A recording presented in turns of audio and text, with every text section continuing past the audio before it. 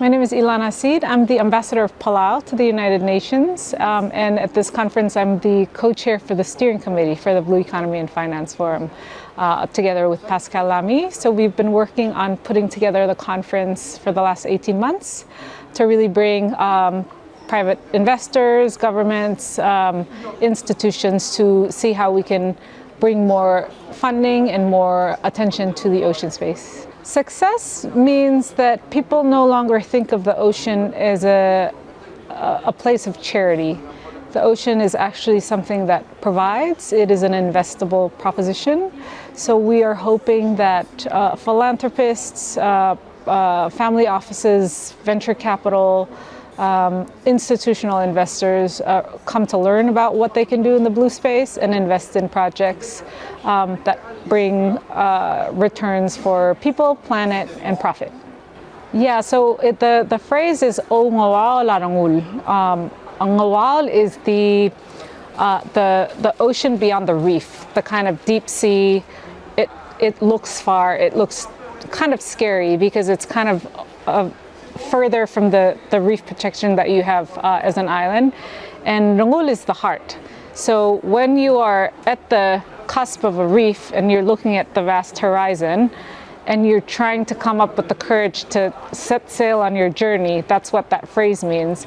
And so it's something that in our language we connect a lot of things to heart. It's part of our kind of linguistic characteristic.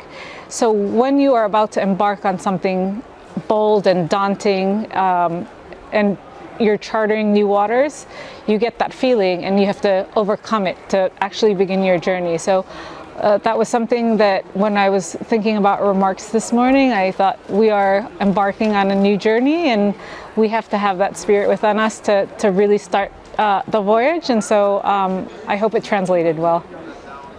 I would say a couple of things. One, I would encourage countries to ratify the BBNJ Treaty. The BBNJ Treaty is for the protection of the high seas. The high seas is 65% of the entire ocean.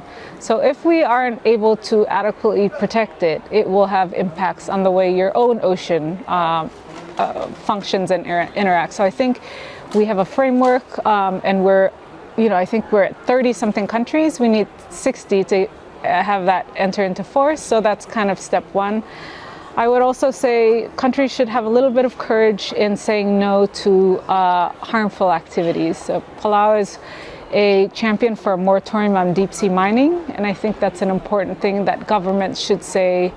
We should stop the things that we don't know enough about or we believe are going to have irreparable harm on the marine environment. So to have a little bit of boldness and courage to say, there are many things that we should do, and there's some things that we probably shouldn't do or shouldn't do yet.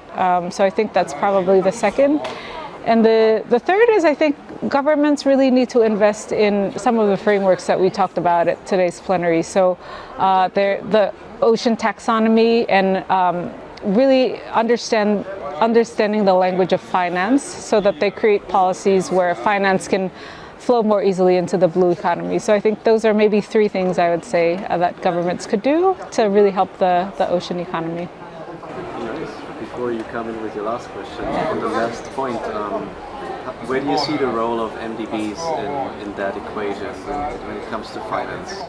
MDBs are incredibly important. I was recently at the World Bank a couple of weeks ago for the spring meetings. They have recently launched a Livable Planet Fund, which is a fund that focuses on externalities, and that includes the ocean.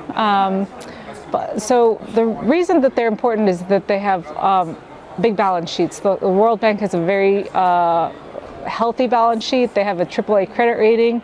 That means they can go and raise private money at very cheap rates. So they can multiply the effects that we need to get more money into the space.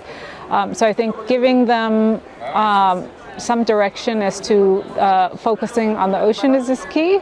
But they also, they've been very innovative, and the World Bank recently launched a coral bond with Indonesia that's outcome focused. So what Indonesia did was if they're going to protect parts of a coral reef, there's an outcome component to it. So if the biomass of the coral reef is increased, so the biodiversity is increased, then they get to pay less of a coupon.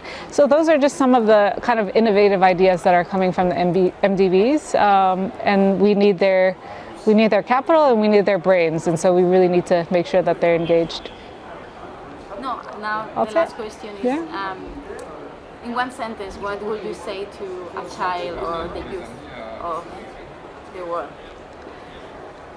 I would say go enjoy the ocean. I think that's key. I think the reason I am so passionate about the work that I do is because I grew up enjoying the ocean, and I want to keep it that way for my kids.